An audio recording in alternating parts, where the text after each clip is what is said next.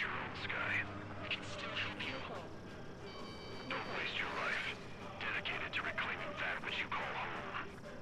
Furthermore, you must find someone to guide you. I am not that person.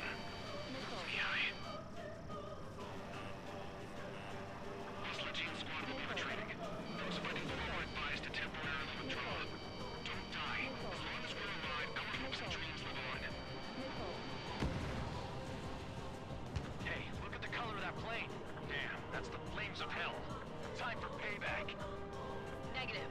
It's no good. I can't get close enough. Leave it to Trigger. The rest of us will just get in the way. The rest form a perimeter to catch whatever slips through. Welcome. Might just cost us our lives. On unidentified aircraft. The enemy's mobility is still unfazed. Keep up the attack. Unidentified aircraft. Land your plane and surrender. Why do you feel the need to continue fighting on your own? That's funny. It seems like one of the pilots is also fighting alone. He's not alone. Look around you. I see. Perhaps it would have been best to entrust the future to pilots like that. Let me test him then, to see if he's truly worthy. Someone to guide us. I can't think of anyone other than you. Being together with Mihai taught me something. Jet fighters don't propose living in this. They have no place in the cosmos of the skies. And there with the most legit Air Force should be fighting against him.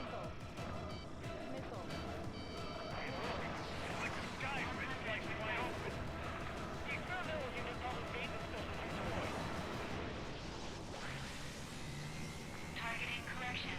0.8 degrees. Target acquired.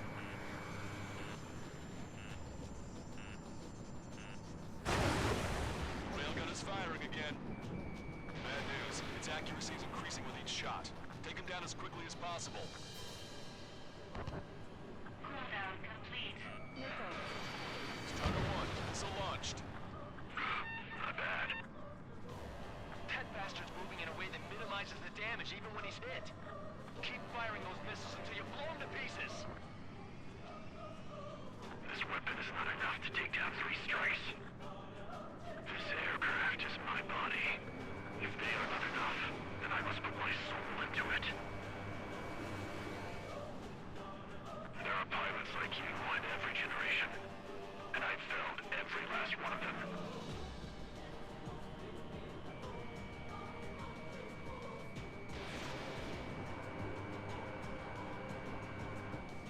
Missile evaded.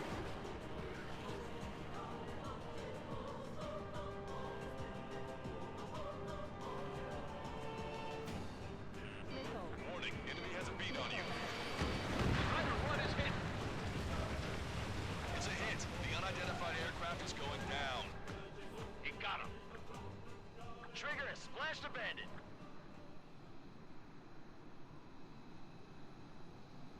Can you hear me, pilot with the 3 strikes? This was all due to my ego. I unleashed pure chaos upon this world, just so I could keep my wings. Put a stop to the drone production. Is this a message to Trigger? What does it mean?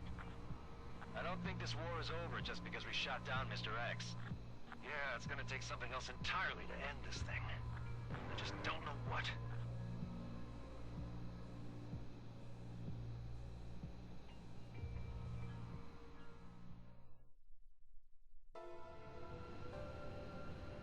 No Ocean forces are in the region ahead.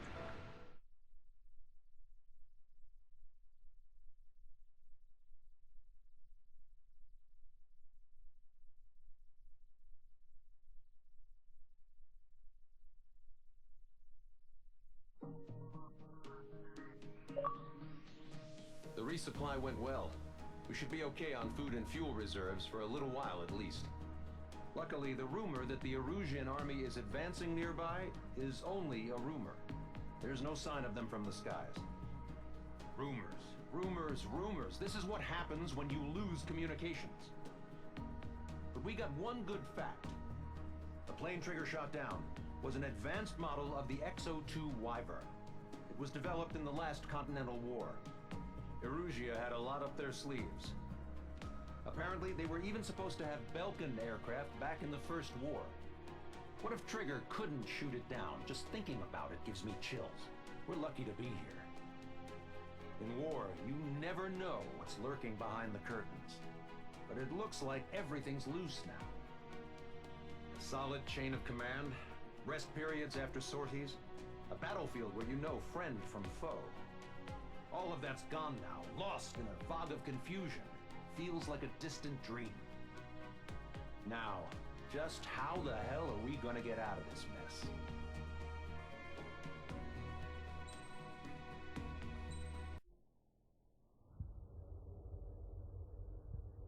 When we got to the mainland, we found the space elevator's support facility. I guess this was the factory where they built the gigantic structure the elevator traveled in. There was this little girl sitting in front of a mural. When the princess saw her, she shuddered like she'd seen a ghost. The girl had a stuffed animal. This was the day after the shit went down at Tyler Island.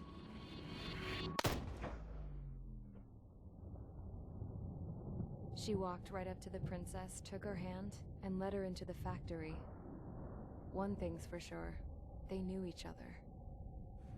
The factory'd been converted to a production line for Erusian drones. It was fully automated and chugging along, making drone after drone after drone. Once they got inside, the princess stopped and just stood there.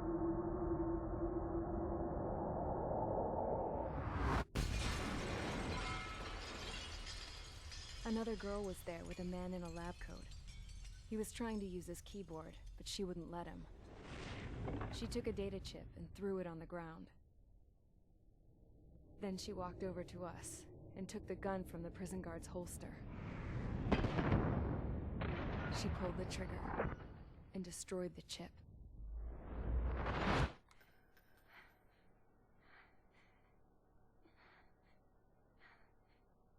Later, I found out that the girl with the gun and the one with the stuffed animal were sisters.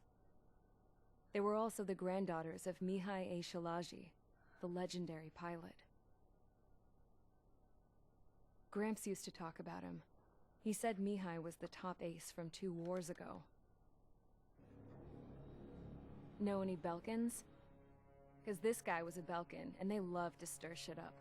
Pitting nations against other nations is a particular favorite of theirs, along with developing hyper-advanced technology. That's right.